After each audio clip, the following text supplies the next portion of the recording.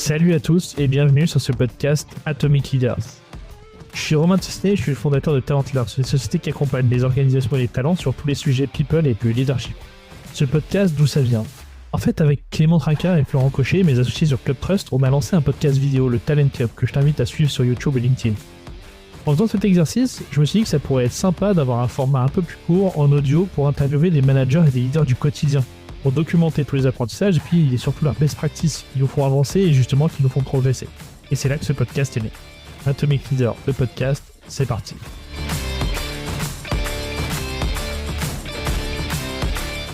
Bonjour à toutes, bonjour à tous et bienvenue sur ce nouvel épisode d'Atomic Leaders. Aujourd'hui avec nous, on a Imen qui vient nous parler du leadership dans le futur. Salut Imen. Salut Romain.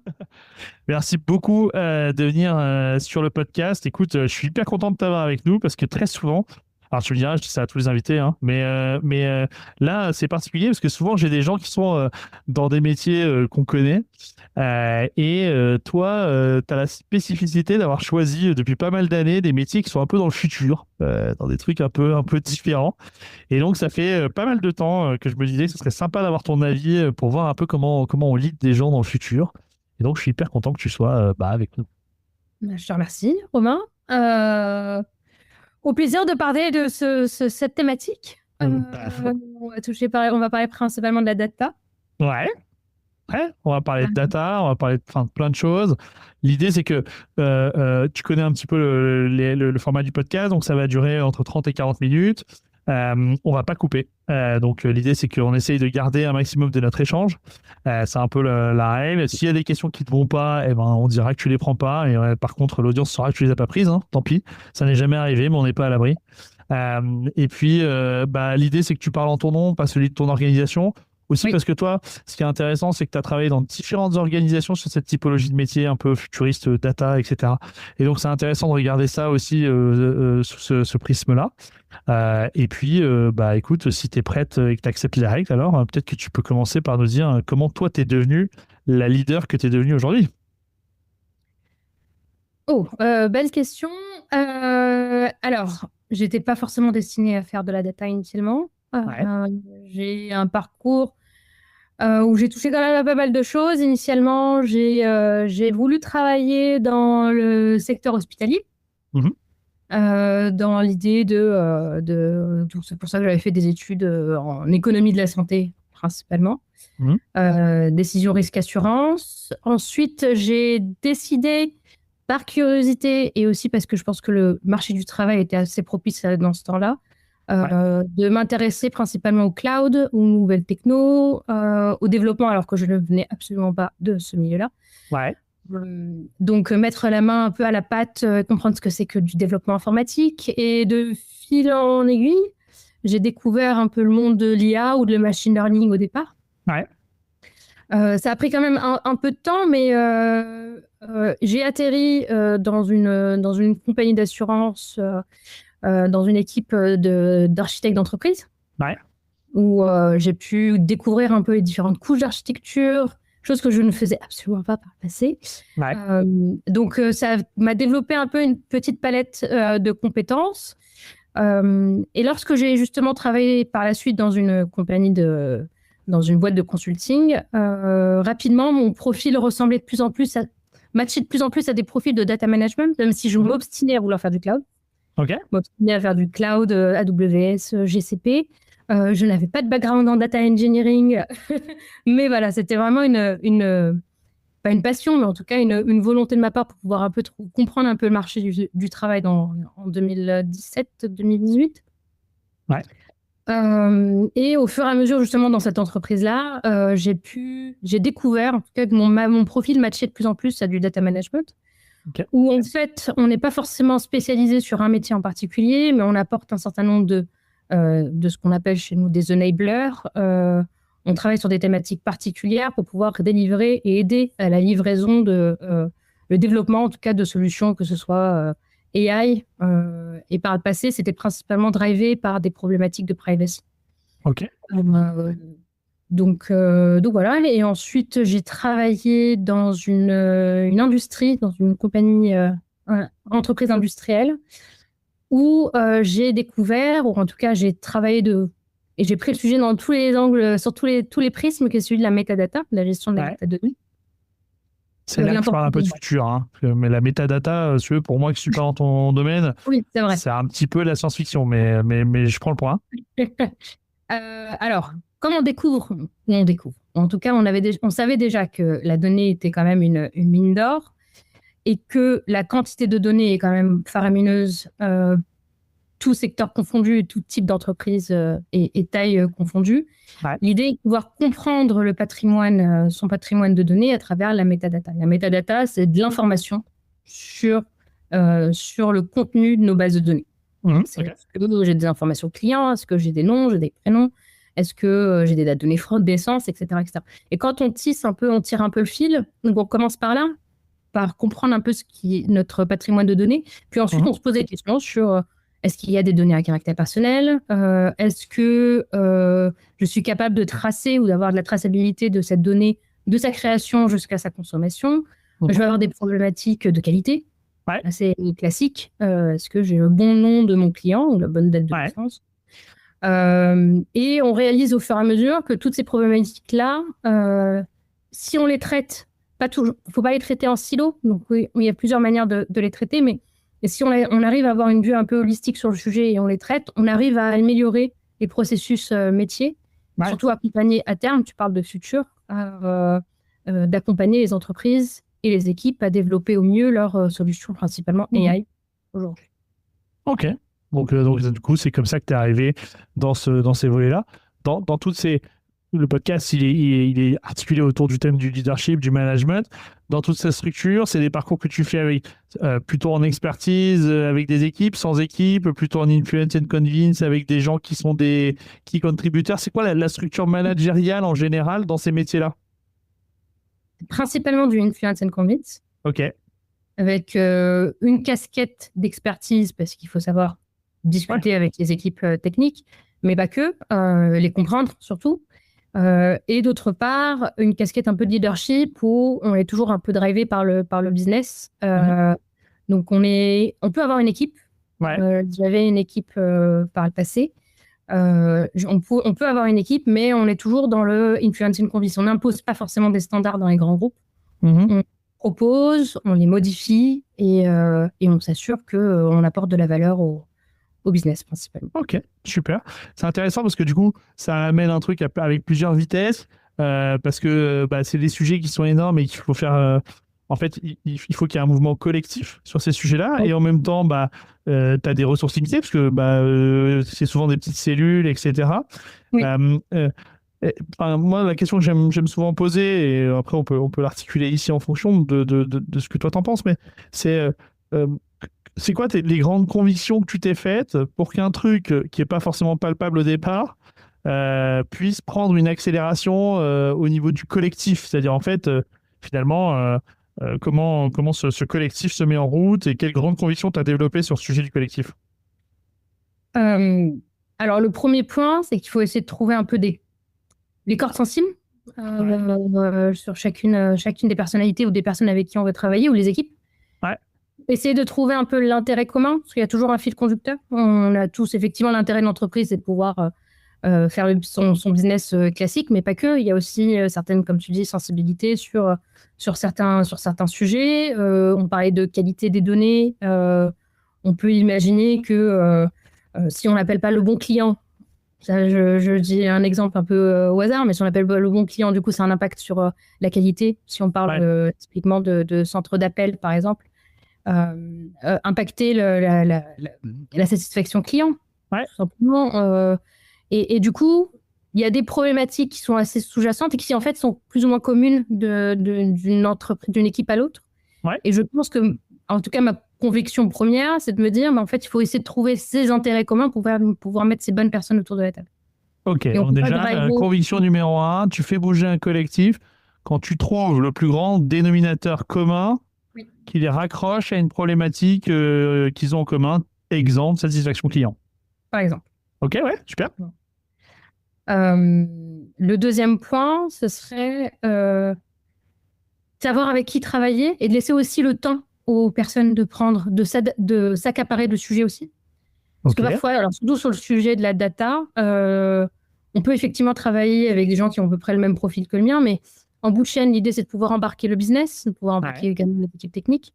Donc, il faut à la fois ne pas imposer, ne pas s'imposer, de pouvoir justement, de ci et là, planter des graines et attendre qu'elles poussent et que la réflexion mûrisse aussi dans ces équipes-là. Donc, effectivement, de notre côté, on est plutôt dans la construction. On peut construire effectivement en tout cas des profils comme le mien, on construit des standards, on construit des frameworks, mais ils peuvent être adoptés si et seulement si, déjà que l'entreprise puisse maturer ou gagner en maturité sur l'importance de la data et son utilisation par business. Et donc, ce que j'entends par extrapolation de ce que tu dis, c'est quand tu es face à un collectif, il faut accepter que tout le monde n'y va pas aller à la même vitesse dans ce processus-là. Oui, et quelque part, plutôt que de forcer la commande, plutôt essayer de voir comment tu séquences les choses pour que chacun monte dans le train au moment où il est prêt. Exactement. Plutôt que de forcer la montée dans le train tous dans un certain ordre. Exactement. Parce que le sujet de la data en particulier, c'est pas forcément un sujet qui est mis, qui est sous la lumière des projecteurs. Ça va être peut-être un peu plus niche ou un peu plus technique. Bien sûr. Donc la data, c'est plutôt de la. Alors nous, moi j'appelle ça un enabler. C'est un actif qui va aider à l'accélération d'un projet ou d'un process ou l'amélioration d'un process. Donc c'est aussi, comme on parlait tout à l'heure de connaissance du patrimoine de données, c'est un sujet qui prend quand même pas mal de temps, dans le sens où on n'est pas toujours au courant on a besoin d'avoir cette cartographie, de comprendre un peu son patrimoine de données, que ce soit par ceux qui rédigent les standards, comme par ceux qui utilisent la data. Ok, très clair. Donc deuxième conviction, assez claire. On est bon sur les convictions ou tu as d'autres grandes thématiques, d'autres grands... Non, pour le moment. Non, c'est bon, c'est les deux principales. Je pense que c'est intéressant. C'est intéressant parce que en Influence and Convince, souvent, on croise des leaders qui viennent avec des roadmaps, notamment de l'ordre dans lequel ils vont faire monter les gens dans le train. Et donc en disant, je vais faire d'abord comme ça, et puis je vais d'abord mettre cela dans le premier wagon, puis cela dans le deuxième, etc. Et la deuxième conviction que tu amènes, qui est de dire, en fait, il faut accepter que chacun va y monter au moment où il est prêt, vient un peu, quelque part, balancer ce truc-là en se disant, tiens, finalement, est-ce que je me dis pas, je vais créer des rampes pour que chacun monte, et ensuite on verra qui prend quel départ, quoi. Exactement. Ok. Exactement. Ouais, j'aime bien l'image de cette maturité variable. Super. Encore une fois, au niveau de... moi, j'aime bien dire souvent, en termes de management, de leadership, il n'y a pas de copyright. C'est-à-dire que quand on trouve une recette qui marche, on a le droit de la copier, on s'en fout. Toi, dans ta carrière, est-ce que tu as identifié des gens qui avaient, puisqu'on est en Influence and Convince, partons peut-être là-dessus, des gens qui avaient cette capacité vraiment très développée à avoir ce leadership sans avoir de plain line avec tout le monde? Et selon toi, quelles compétences, quelles skills, quelles qualités ils avaient? Ils ou elles d'ailleurs.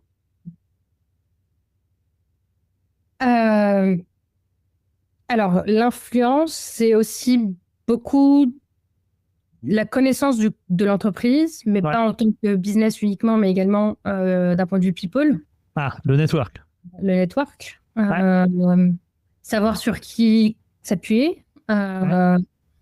De ce que j'ai pu voir dans mes expériences diverses, je pense que c'est vraiment la clé de réussite, c'est de pouvoir savoir avec qui échanger. Avec qui s'appuyer, et puis de toutes les façons, c'est beaucoup de deals et d'échanges entre les équipes. Je pense que le point principal, ce serait le network. S'assurer qu'on ait un network clair, qu'on sache quels sont effectivement, on revient aussi sur ces sujets d'intérêt, quel est l'intérêt de chacun, est-ce qu'on est capable de faire un bon deal avec les personnes avec qui on aimerait travailler. Et je pense que je ne sais pas si c'est propre à la data, mais en tout cas, c'est beaucoup là-dessus que l'on travaille. Ok, super. Maintenant, peut-être venir sur les différents étages de ta zone d'influence ou de leadership. En fait, quand je regarde un petit peu, quand j'imagine les fonctions que tu as pu occuper dans les différentes entreprises, moi, j'identifie qu'il y a 3 niveaux finalement de management et de leadership attachés à tes fonctions. Le premier niveau, c'est éventuellement un niveau direct, c'est-à-dire les 2, 3, 4, 5, 10 personnes qui travaillent directement pour toi dans ton équipe, si tu as une équipe. Et ceux-là, Oui. souvent, c'est des gens qui sont déjà passionnés par la matière et donc qu'il faut gérer d'une certaine façon. Le deuxième niveau, c'est les gens qui te sont plus ou moins rapportés directement en dotted line et donc qui sont tes référents dans les BU. Et puis après, le troisième niveau, c'est tous les gens. C'est-à-dire tous les gens qui, de près ou de loin, sont concernés par ton sujet et que tu vas devoir, à un moment donné, intéresser, acculturer, etc. Voilà. Et donc, la question que je me pose, c'est, en fait, à chacun de ces trois niveaux, comment toi, tu te positionnes? Qu'est-ce que tu as essayé qui a marché? Enfin, tu vois, quelle est ton expérience sur ces trois niveaux-là? C'est quoi les grands learnings? Et qu'est-ce que tu pourrais finalement donner comme conseil à quelqu'un qui prend une fonction qui a les mêmes paramètres? Pour ce qui est du premier niveau que tu as décrit, sur effectivement les direct lines, effectivement, généralement, on devrait être sur les mêmes longueurs d'onde, mais il faut toujours quand même influencer et les convaincre. Toujours s'assurer qu'effectivement, on est toujours sur les mêmes lignes directrices. Pour des problématiques d'efficiency ou d'efficacité, mais pas que. Mais ça rentre aussi dans une certaine dynamique. C'est aussi positif d'avoir une image un peu externe de quand on est dans une équipe, quand on mène une équipe. On puisse avoir une image au sein de l'entreprise du fonctionnement de cette équipe-là et de s'assurer qu'effectivement que tout le monde soit satisfait et qu'on puisse avoir une vision commune. Parce que finalement, le but, ce serait également de s'assurer que on ne repasse pas derrière le travail de chacun, comme dans toute équipe, mais qu'on puisse, pratiquement, on a une conviction commune, faire confiance en cette équipe-là, faire confiance à leurs compétences, à leurs capacités, et les laisser également avancer sur les thématiques qui les intéressent le plus. Pour ce qui est du dotted line, c'est plus ou moins pareil, à la condition qu'effectivement, il y a plutôt un travail de co-construction. Même si on co-construit toujours avec les équipes en direct, mais on leur laisse quand même une certaine marge de liberté, alors qu'avec les dotted line, l'idée, on est bien plus dans le influence and convince, donc on est dans la co-construction, s'assurer qu'effectivement, que ce que l'on produit est en accord avec leurs convictions propres. Et ça devient complexe quand il y a quand même pas mal de monde autour de la table, mais c'est faisable, totalement faisable. Comment c'est faisable? Enfin, quand tu dis c'est faisable, tu fais une corrélation entre le nombre d'intervenants et la complexité de la discussion, ou je sais pas ce que tu fais? Alors, la manière à laquelle, en tout cas, moi, je travaille, c'est que j'évite d'avoir des sujets trop complexes à poser sur la table quand il y a trop de monde. Ok, donc toi, tu dis, finalement, on fait une règle inversement proportionnelle, plus le sujet est complexe, moins on doit avoir de monde. Exactement. Finalement, et on joue sur ce balancier-là, quoi. Exactement. Donc, avoir beaucoup de monde autour de la table sur des sujets qui sont simples, sur lesquels on devrait délibérer, et ensuite, sur des sujets un peu plus complexes, un peu plus touchy, mettre un peu moins de monde autour de la table, s'assurer qu'on a plutôt une perspective plutôt d'expert sur le sujet, avec un niveau d'expertise plus ou moins similaire d'une personne à l'autre. Et du coup, quand on a moins de monde autour de la table, on s'assure effectivement que ce groupe de personnes-là, que le reste des participants ait confiance en ce groupe-là, dans la capacité à délivrer, à apporter des informations qui sont claires. Et là, en l'occurrence, dans le cadre de toutes les activités sur lesquelles j'ai pu travailler, de pouvoir formuler des standards clairs, précis et applicables dans différents contextes. Ok. Ce qui amène une question intéressante qui est... puisqu'il y a un nombre de places limitées autour de la table, est-ce que ces gens-là, on les choisit? Est-ce qu'on les choisit pas parce qu'en fait, ils arrivent? Enfin, en fait, je sais pas comment ça se passe dans les organisations, hein, et d'ailleurs, il y a peut-être différents modèles dans différentes boîtes, mais qui se met autour de la table et c'est quoi le processus pour être sûr qu'on a finalement le bon set pour décider ou pour trancher? Alors, je pense qu'il y a différents niveaux ou différentes perspectives. La première, c'est la perspective assez simple des rôles. Mettre les mêmes rôles autour de la table. Par contre, on peut craindre un déficit, mais en tout cas un décalage entre les intérêts de chacun, parce qu'on tous ils travaillent probablement sur des sujets différents. avec des intérêts différents sur le moyen, mais avoir court et moyen terme. Donc, moi, je suis plutôt partant du lever de main. Donc, ça dépendra des... alors, il y a aussi beaucoup de marketing en interne à faire, mais de s'assurer que ceux qui viennent autour de la table n'ont pas été désignés comme étant ceux qui devaient participer de manière obligatoire, mais parce qu'ils ont, encore une fois, un intérêt commun, un besoin commun, afin de livrer et d'accompagner, de livrer les sujets sur lesquels ils travaillent. Et s'assurer effectivement que même s'ils peuvent, les personnes autour de la table, avoir des intérêts ou des objectifs différents, l'idée, et on revient sur ce sujet, de comprendre un peu le fil conducteur, de comprendre un peu les intérêts de chacun, pour pouvoir ensuite leur proposer une histoire à raconter et leur proposer, et à laquelle eux vont pouvoir s'accrocher et avancer sur leur thématique qui leur répond. Ouais, c'est intéressant parce que ça amène le truc comment je me rends attractif pour que des gens lèvent la main. Oui, exactement. J'imagine qu'est-ce que tu mets derrière ce marketing interne. Oui, c'est ça. Et ça amène le deuxième sujet qui est la responsabilité de celui qui lève la main dans un sujet à ROI incertain. Parce que quelque part, on est dans un truc où il y a des points à gagner, mais il y a aussi des points à perdre si ça marche pas, si on se lance dans un truc qui finalement marche pas. Et donc, du coup, celui qui lève la main doit aller en représentation d'une BU ou d'un groupe ou de pairs d'ailleurs, parfois. Et donc, c'est intéressant, du coup, comment on raccroche sur sur ces deux volets. Donc, l'attractivité, c'est comment on se rend attractif. Et puis, ce deuxième truc qui est cette accountability, comment finalement on dérisque un peu la situation de celui qui lève la main en s'assurant après qu'on a bien tout le monde dans le wagon. Oui. Et l'idée, alors on revient aussi sur les personnes qu'on met autour de la table. Généralement, alors au vu de mes expériences, généralement, on a toujours des profils un peu hétérogènes. Si on ne se focalise pas sur un rôle en particulier, on arrive à avoir un peu autour de la table des profils différents, avec des intérêts différents. Et je pense que c'est là où on emmène un peu le succès d'un projet, en l'occurrence, c'est quand on prend le sujet sous différents angles, avec des perspectives d'experts sur des thématiques auxquelles on n'aurait potentiellement pas imaginé ou pas pensé initialement. Ok. La plupart de tes sujets data, en termes de management, etc., enfin, pardon, je vais retourner différemment, c'est quand tu gères un sujet important, souvent, un des réflexes qu'ont les entreprises, c'est d'en faire un objectif dans les évaluations des gens qui sont concernés. Et donc, en fait, de descendre ça dans un cycle traditionnel. Mais finalement, ça veut dire que finalement, les gens, tu représentes une ligne d'objectif dans une feuille de poste ou une feuille d'objectif qui est finalement très diverse. C'est pas toujours sûr, il y a cette ligne il faut le savoir déjà. Oui, ok, d'accord. Donc tu me dis, il y a même des organisations dans lesquelles cette ligne d'objectif, elle n'existe pas forcément, ou elle n'est pas formalisée. En tout cas, elle n'est pas séparée toute seule, bien identifiable. Elle est dans un truc un peu plus global. Ouais. C'est ça que tu me dis. Ouais, ok. Et donc du coup, ça veut dire qu'à un moment donné, toi, tu dois, au début d'une année, on te demande mécaniquement de proposer une roadmap, c'est-à-dire de t'engager sur quelque chose qui est de l'ordre de la feuille de route. Oui. Et en même temps, la performance des gens qui sont tes enablers à toi, elle est drivée par ces objectifs. Oui. Comment tu arrives comment il faut créer finalement la mécanique, la traction entre ces deux trucs un peu micro et macro? Alors, il y a plusieurs dynamiques. Soit,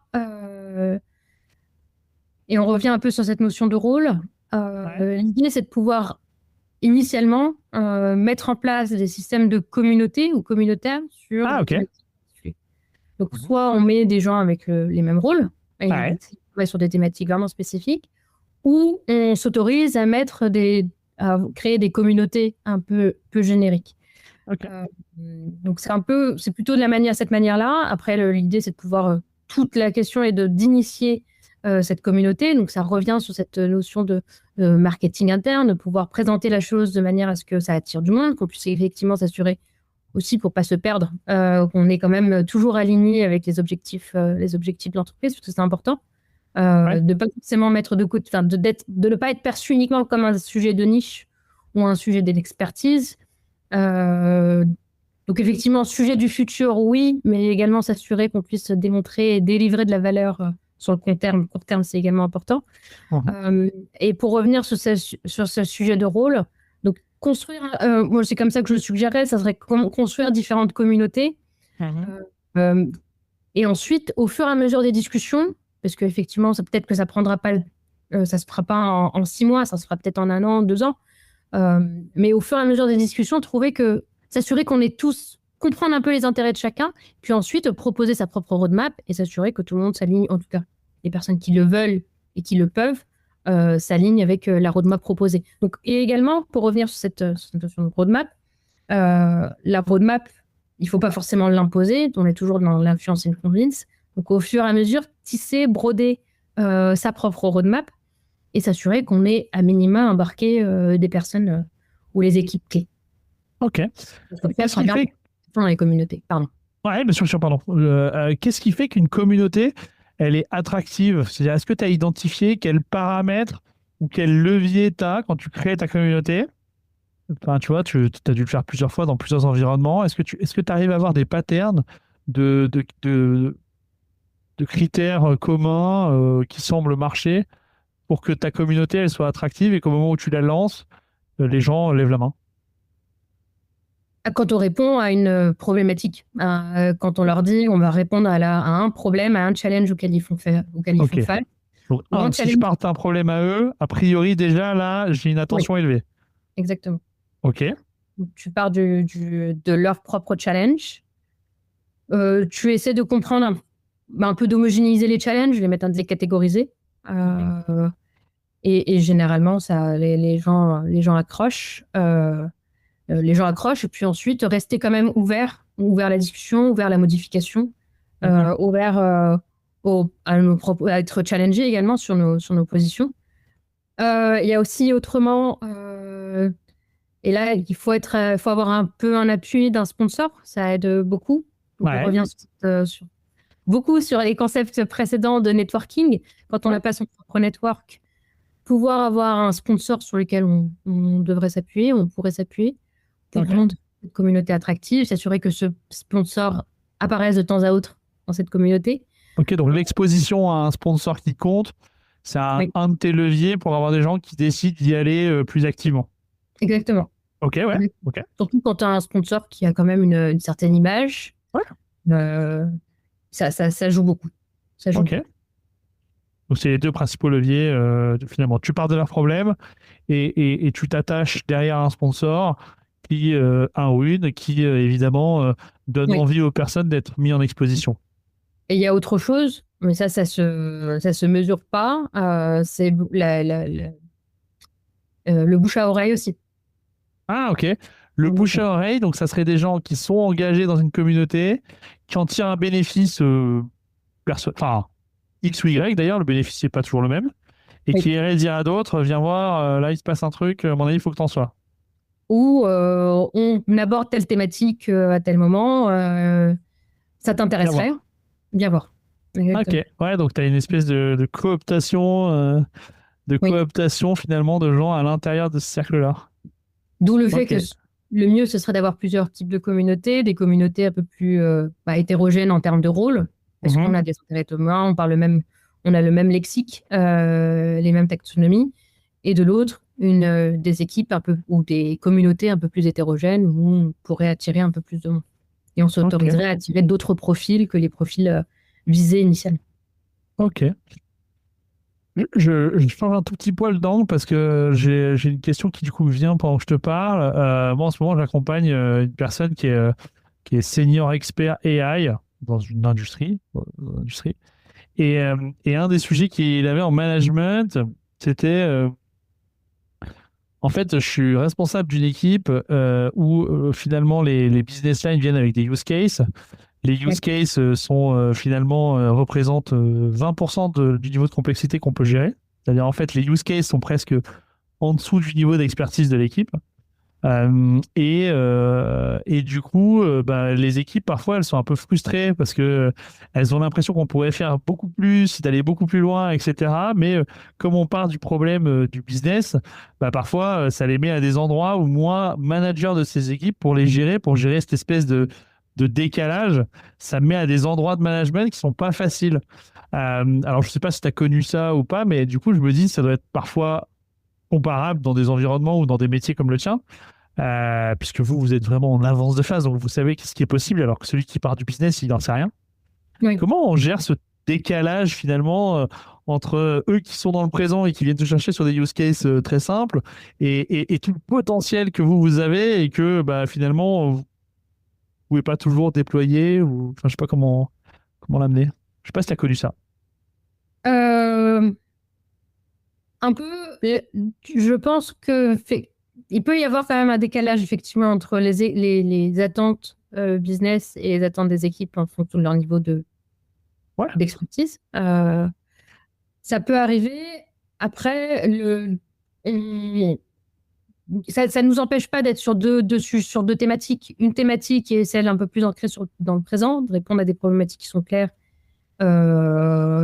et qui permettent justement de pouvoir aider le business à l'instant T.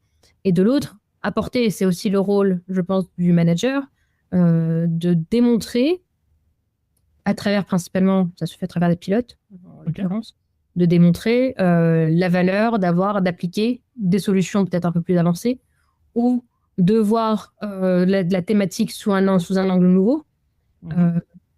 Et ça se fait, alors moi, c'est l'angle que je privilégie, c'est de pouvoir, au-delà de la démonstration à travers des slides, de pouvoir, une fois qu'on arrive à les convaincre, avec un sponsor, avec aussi un network, parce que l'idée, c'est aussi d'embarquer les équipes business en question, de pouvoir se lancer dans des pilotes et évaluer la thématique en question. Si c'est un succès, alors ça serait plus facile à communiquer, partager des KPI ou partager des retours d'expérience.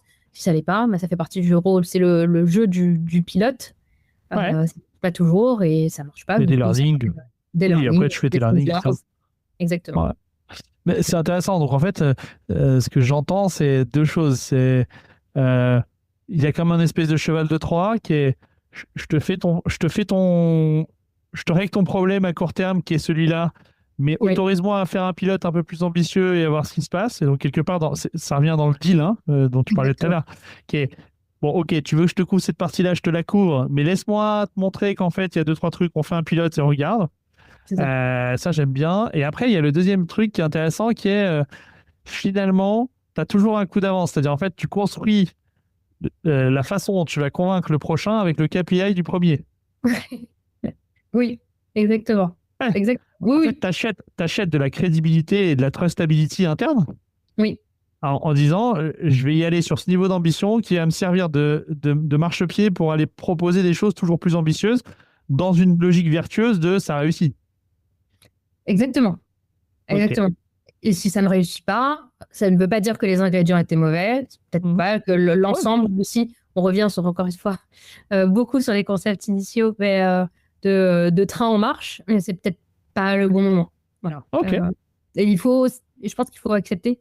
Il y a certaines choses, certaines idées qui paraissaient très bonnes à l'instant T et patienter afin de démontrer la valeur plus tard. Et peut-être c'est aussi ça, c'est aussi de savoir, je pense que c'est le rôle un peu du leader, c'est au-delà aussi d'avoir une vision claire, une vision de ce qui est faisable, il y a effectivement toujours cette vision de potentiellement une partie de ce qui n'est pas faisable, ou en tout cas, on ne sait pas si c'est faisable ou pas, donc il y a un aspect un peu risque. Et je pense que d'un point de vue aussi égo, il faut savoir mettre certains sujets de côté dans une black box, c'est-à-dire voilà, quand l'instant T se présentera, ou quand le moment se présentera, on puisse ressortir ces sujets. Oui, il y a une capacité finalement à avoir des fers au feu et être en capacité à les sortir au bon moment. Oui. C'est-à-dire à se préparer et à laisser dormir des trucs pendant quelques temps pour pouvoir les ressortir au moment opportun. Parce que sinon, tu peux ne pas passer. Ok. Du coup, peut-être une dernière question. Comment on fait finalement quand on est... un des rôles du leader, c'est aussi... d'avoir un coup d'avance dans des métiers d'expertise, d'avoir un coup d'avance en expertise sur les gens et d'être capable de les ramener face à cette réalité. Comment toi tu fais pour à la fois travailler finalement ta vision et finalement avoir un pied un petit peu dans ce qui se fait de mieux et dans ses développements Et en même temps, est-ce que tu as des rituels ou des moments dans lesquels tu reconnectes ça avec la réalité du business? Est-ce que tu as des rituels avec tes parties prenantes? Est-ce que tu diffuses de l'information sous différents formats? Enfin, comment tu fais cette espèce d'aller-retour entre l'obligation que tu as d'aller dans le futur et la reconnexion avec ce qu'on fait aujourd'hui? Alors, je reviens un peu sur le pilote. Tester, être à l'écoute. Le fait de travailler dans la data, l'intérêt, c'est de pouvoir discuter avec des rôles différents, soit techniques ou purement AI engineer ou technical engineer ou data engineer. On discute également avec le business par l'intermédiaire effectivement de différents rôles. Donc, s'inspirer de cela. Ensuite, le sujet sur en tout cas, certaines thématiques sont encore un peu vierges, ou en tout cas, elles ont besoin de gagner en maturité. Essayer, tester, poser des questions, mettre, encore une fois, des rôles hétérogènes autour de la table sur une thématique. Essayer de les proposer. Je pense que c'est surtout ça. Le but, je pense que l'intérêt, ce serait... J'ai perdu le fil. Je commence à stresser. Je pense que Il n'y a aucun stress, on n'est pas en live. Oser, principalement oser. Je dirais qu'il faudrait oser, surtout dans la métier de data. Oser, peut-être pas réinventer la roue à chaque fois. Et pour revenir un peu sur mon profil initial, qui était principalement sur les données de santé, sur l'économie de la santé, ne pas s'arrêter sur notre domaine d'expertise, de regarder un peu ce qui est fait ailleurs, sur d'autres thématiques, et essayer de les réappliquer. En économie de la santé, typiquement, on applique des principes de médecine à l'économie. L'idée, c'est plus ou moins de faire la même chose sur la data, ne pas s'enfermer sur une thématique ou sur un métier, de s'ouvrir à différentes palettes, différentes façons de faire, sur différentes couches d'architecture, pas rester uniquement sous l'angle data, et enrichir sa réflexion de cette manière pour ensuite la faire challenger, en discuter. Je pense que c'est important de partager nos convictions et ne pas rester dans un entre-soi, même si on revient sur ce sujet de communauté. L'entre-soi, c'est intéressant, parce qu'effectivement, c'est bien de pouvoir parler de thématiques qui sont communes, mais parler avec des gens qui viennent d'autres contrées, d'autres sujets, ils ont d'autres expertises, permet de se remettre aussi en question et de remettre en question certaines de nos convictions. Ouais, c'est intéressant cette notion de finalement, tu es dans des secteurs d'activité qui sont tellement en développement permanent que tu trouves presque plus de solutions innovantes dans des secteurs qui sont éloignés du tien que dans le tien. Donc en fait, ce que je comprends de ton approche, c'est de dire, dans notre secteur, a priori, on est les experts parce qu'on a les mains dedans. Donc en fait, l'innovation va se passer par l'itération sur les use cases. Exactement. Et donc là, en fait, comme on vit les problèmes, parce que c'est notre métier, en fait, c'est là qu'on va itérer. Et plus on a de gens compétents autour de la table qui nous donnent des points de vue différents, plus le truc va s'accélérer. Exactement. Et sur la partie exogène, en réalité, l'enjeu, c'est pas tellement d'aller chercher des gens qui font le même métier que nous, mais plutôt d'aller chercher des intersections avec des utilisations ou des usages qui sont dans d'autres industries et qui, du coup, vont nous amener cette espèce de touche un peu nouvelle qui va venir accélérer nos use cases. Exactement. Super. Très clair. Je pense que c'est applicable dans plein de cas. Ça me rappelle un épisode avec le patron de Dyson qui disait pour moi, l'innovation, c'est toujours à l'intersection de deux trucs qui n'ont rien à voir. Et donc, c'est intéressant parce que c'est un peu ce que tu amènes dans ce truc de dire dans la santé, on applique des trucs de l'économie, ou vice-versa. Oui. Et je trouve ça intéressant. Super. Écoute, c'est intéressant parce que du coup, c'était un épisode où il y avait plein de points différents. Ce que je retiens de l'épisode, c'est déjà les gens montent dans le train à leur rythme, ça sert à rien de prévoir les wagons dans l'ordre parce qu'en fait, prévoit plutôt des rampes pour qu'ils montent, mais après, laisse-les monter dans le bon ordre. Exactement. Les sponsors, finalement, un des leviers d'attractivité, c'est l'exposition à des sponsors et donc le choix que tu as dans ces sponsors, c'est intéressant. Évidemment, j'essaie de sélectionner, il y avait d'autres choses. Et puis, je vais garder aussi cette espèce de double truc qui est de dire arrête de regarder tes concurrents directs parce qu'a priori, ils ont les mêmes problèmes que toi et donc ce qu'ils vont t'apporter en solution est marginal. Itère au maximum avec des gens qui ont le know-how à l'intérieur de ta boîte et viens l'alimenter avec des trucs qui viennent d'autres secteurs. Exactement. Et quant à ça, a priori, tu as un leadership influence and convince qui est bon de haut en bas. Exactement. C'est ça que j'ai compris? C'est ça. Bon, super. Écoute, Imen, merci beaucoup. Merci beaucoup parce que je sais que je t'ai malmené avec mes questions et que je ne te les avais pas données avant. Non. Et donc, du coup, c'est aussi ce qui fait l'authenticité du moment. Merci d'avoir joué le jeu. Alors, c'est pareil, de la même façon, je demande toujours, je ne sais pas si tu as un nom à me donner, mais je ne sais pas si tu connais un ou une Atomic Leader qu'il faudrait qu'on interviewe sur ce sujet. En français, ou si pas, à ce moment-là, si tu me l'envoies en suivi, en général, c'est la tradition. Je l'enverrai en suivi, alors. Tu m'enverras en suivi, tu me trouves quelqu'un qui a un truc à dire sympa sur le leadership en général, pas forcément dans tes métiers, idéalement, non pas dans ta société, on essaie de voir d'autres profils. Mais merci beaucoup d'avoir joué le jeu, et puis bah écoutez, merci à tous de nous avoir écoutés jusqu'au bout, on espère que ça vous a autant intéressé à l'écouter que nous à l'enregistrer. Et puis à bientôt pour un prochain épisode. Salut Imen. Salut Romain. Merci.